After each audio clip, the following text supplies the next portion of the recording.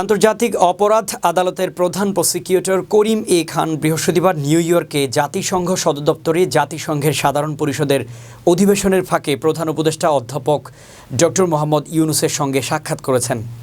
করিম এ খান রোহিঙ্গাদের উপর নির্যাতন নিয়ে 2019 সালে আইসিসির পরিচালিত তদন্তের সর্বশেষ অগ্রগতি সম্পর্কে অধ্যাপক ইউনূসকে অবহিত করেন। তিনি এবছরের শেষ নাগাদ বাংলাদেশ সফর করবেন বলেও প্রধান উপদেষ্টাকে জানান।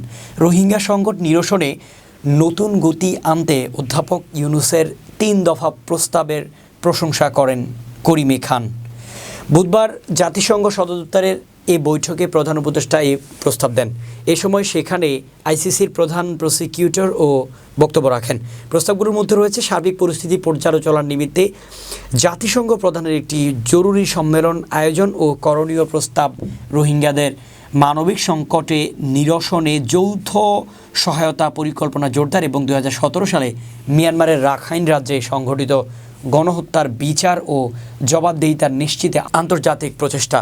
করিম খান বলেন, এ 3 দফা যথার্থ। অধ্যাপক ইউনূস করিম খানের কাছে জুলাই অগাস্ট বিপ্লবের সময় গণহত্যার জন্য দায়ীদের বিরুদ্ধে আইসিসিতে মানবতা বিরোধী অপরাধের মামলা দায়ের করার প্রক্রিয়া সম্পর্কে জানতে চান। করিম খান বলেন, বাংলাদেশ অবশ্যই হেগ ভিত্তিক আদালতে অভিযোগ দায়ের করতে পারে, তবে তিনি বলেন আইসিসিতে মানবতা বিরোধী অপরাধের মামলা দায়েরের জন্য যথাযথ নিয়মাবলী অনুসরণ করতে হয়।